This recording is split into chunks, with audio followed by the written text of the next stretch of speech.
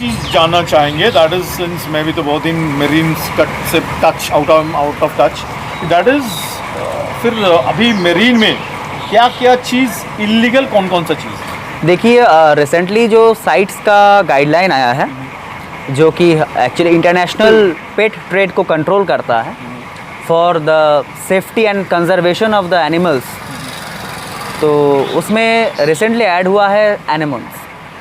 ठीक है, ये बहुत लोगों को नहीं पता है। किसी भी तरह के animals are currently according to sites guideline are illegal to keep और टू कैच।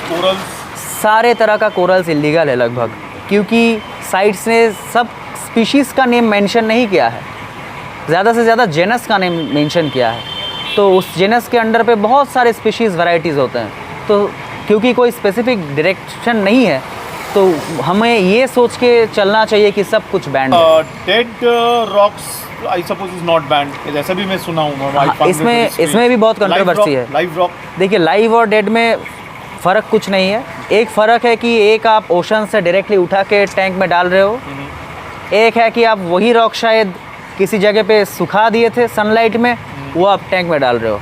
ये हो गया लाइव रॉक और डेड रॉक। अब अगर आप नेचर से प्रोक्योर करते हो, ये मोस्ट कॉमनली यूज़ होता है टर्म लाइव रॉक, जो कि एक्चुअली हमारे ओशन से डायरेक्ट आते हैं। इसमें आपका बड़ा जान, बहुत ऑर्गेनिजम्स है, बहुत ऑर्गेनिजम्स आते हैं, एल्गीज आते हैं, कुछ समटाइम्स कोरल्स और एनेमोन्स भी आ जाते हैं लाइव रॉक के साथ। तो क्योंकि अब बैंड है एनेमोन्स एंड कोरल, तो लाइव रॉक में क्योंकि एल्गीज आते हैं और इसके साथ इलीगल चीज़ें भी आ सकते हैं, तो आप फंस जा सकते हैं। तो क्योंकि लाइव रॉक में कभी कभार होता क्या है, डेड कोरल का स्केलेटन भी आ सकता है लाइव रॉक के कंटेंट। ऐसा नहीं कि आपके पास लाइव रॉक आया उसके बाद वो कोरल मर के डेड रॉक बन गया और लाइव रॉक बन गया, ये भी नहीं हो सकता। हो सकता है कि आपके पास आया ही हो ऐसे, तो वो आपको फंसा। Best to avoid. तो लाइव रॉक में क्योंकि एल्गीज आते हैं और इसके साथ इलीगल चीज़ें भी आ सकते हैं, तो आप फंस जा सकते हैं। तो क्योंकि लाइव रॉक में कभी कभार होता क्या है, डेड कोरल का स्केलेटन भी आ सकता है।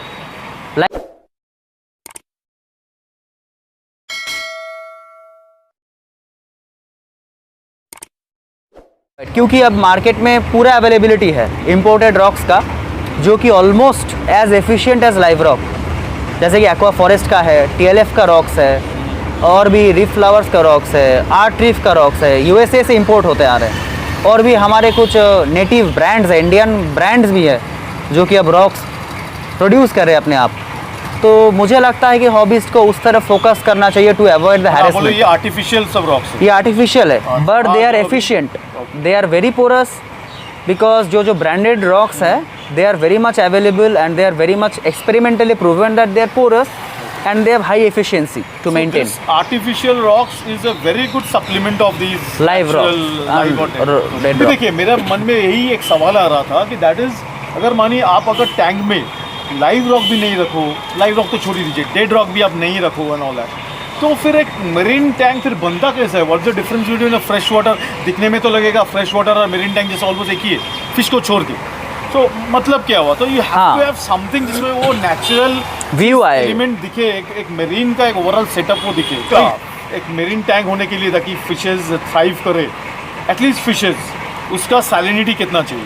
देखिए सिर्फ फाउलर अगर आप करना चाहते हैं 1.020 इज़ परफेक्ट। ये salinity is very good for your pocket as well, क्योंकि इसमें थोड़ा सा सॉल्ट आपको कम लगेगा।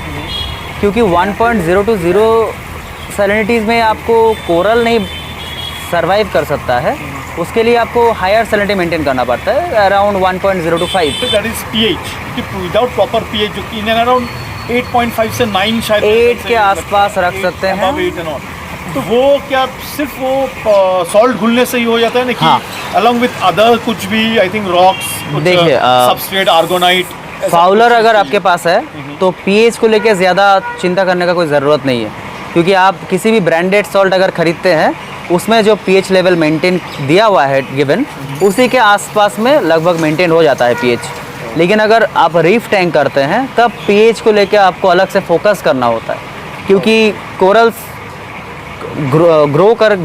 कोरल्स अपने ग्रोथ के लिए पीएच के ऊपर बहुत डिपेंडेंट है, एंड ग्रोथ के लिए जो एलिमेंट्स एब्जॉर्ब करते हैं वो सब एलिमेंट्स पीएच को मेंटेन करने में हेल्प करते हैं। अच्छा, और वेव मेकर जो वेव बनाता है, जैसा मानिए समुंदर में जैसा लहर होता है, वेव मेकर का फंक्शन वैसा ही होता है, उसका प्राइस भी मोर और लेस। देखिए, वेव मरीन का जो salt sorry I mean sand जो होता है, सैंड वो भी थोड़ा बहुत पीएच आपको बढ़ाने में हेल्प करता है। हाँ, क्योंकि जितना कैल्शियम बेस्ड कंटेंट रहेगा आपके टैंक पे, उतना पीएच सप्लीमेंटेशन का ज़रूरत घट जाएगा। अगर मिनिमम लगभग आपके 500 के आसपास स्टार्ट हो जाता है, से लेके मैक्सिमम आप जितना दे पाओगे, यानी जितना बड़ा टैंक उतना बड़ा वेव मेकर और नेचुरली उतना बड़ा आपका प्राइस। और फिर तो ये बोलिएगा, इन समेशन अगर आप कीजिएगा तो अभी हम लोग जो हर एलिमेंट का चर्चा हम लोग कर लिए, सो अभी एक मेरीन टैंक बनने में यानी हर एक जो एलिमेंट्स हुआ, फिर वो सॉल्ट फिर हो गया, सब टैंक तो है ही मानिए, फिश को छोड़ के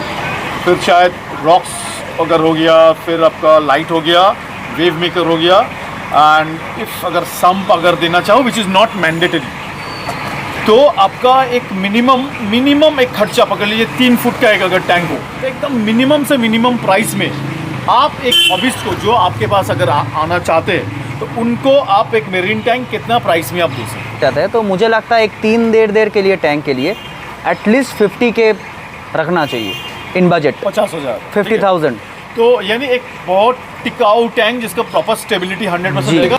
सब चीज़ इन द लॉन्ग रन, अगर आपको ऐसा लगता है कि आप इस हॉबी में रहना चाहते हैं, इसको सस्टेन करवाना चाहते हैं, ऐसा नहीं कि बस रख लिए 2 महीने बाद ख़त्म, ये सब सोच के अगर आप करना तो लंबा लॉन्ग रन में आपका रहेगा, लाइफ टाइम के लिए, लॉन्ग रन लाइफ टाइम के लिए, ओके। तो इन दैट किसी जगह बोलिएगा ना, ये जब 50,000 आप बोल रहे हो कि ये होगा, तो ये मॉडलेस ब्रेकअप इसका कौन सा चीज़ में कैसा मॉडल? इसमें जो ब्रेकअप्स है, देखिए इसमें हम लोग जो यूज़ करते हैं, हम लोग 0 सिलिकॉन फिनिश एक्वेरियम्स बनाते हैं। अच्छा, यानी आप विद द टैंक बोल रहे हो? हाँ, ये 50,000 में वो टेबल छोड़ के हर चीज़ जाएगा, एवरीथिंग इंक्लूडिंग इंस्टॉलेशन, वो भी इंक्लूडेड है। इंस्टॉलेशन भी वही प्राइस में? This is within around Kolkata, more or less.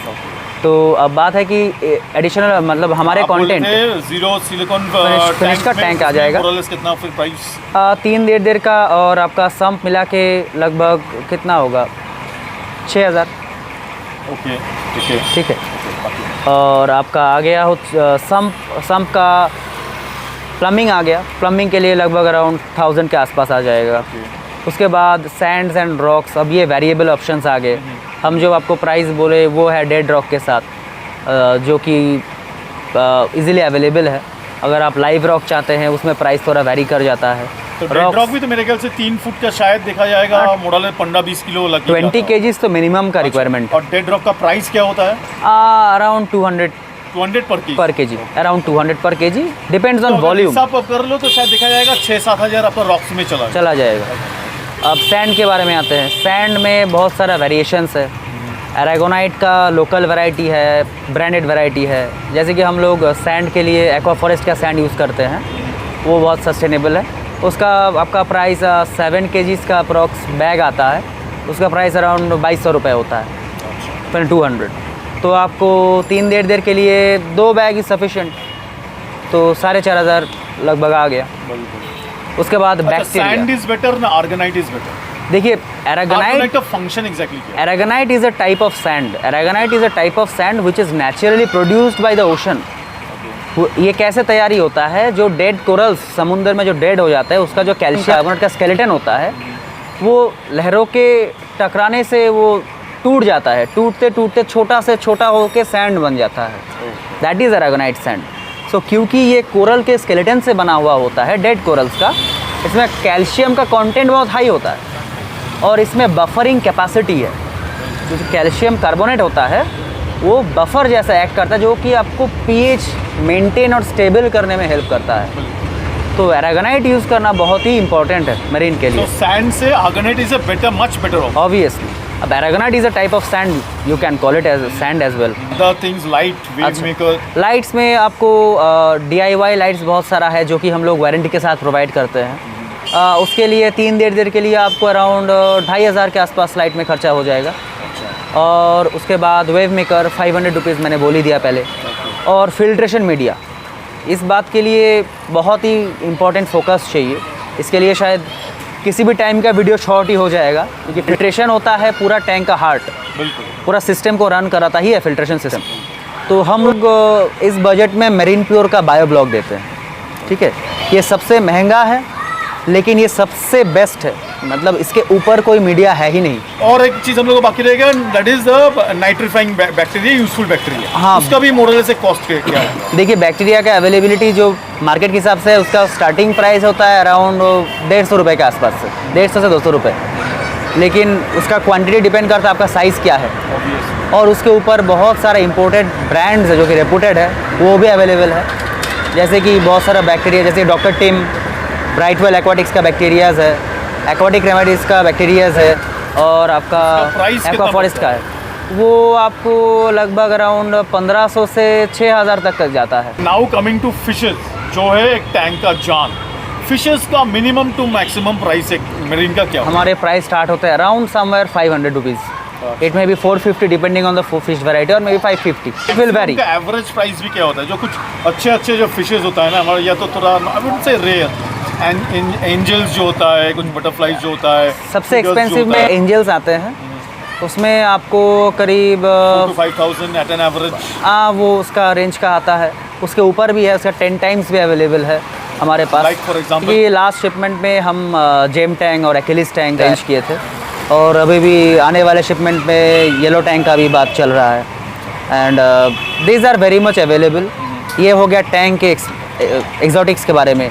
Angels में आपको क्वीन एंजल मिलेगा, किंग एंजल मिलेगा, फ्लेम मिलेगा, रॉक ब्यूटी मिलेगा, आप कुछ भी, you just name it and we can get it, because we have very good connections. नहीं हर टाइम नंबर थोड़ा ज़रा बोल दीजिएगा। तो नंबर जो है 62900 80926। So I thank Mr. Oyun a whole lot. So thank you, Oyun. And in this manner, we wish you all a very happy marine fish keeping. Thank you. Friends, मेरा channel ऑनीज aqua को subscribe करके मुझे support और encourage करते रहिएगा, ताकि आइंदा भी मैं इस कदर का यूजफुल और इंफॉर्मेटिव वीडियोस आप लोग के लिए बना पाऊँ।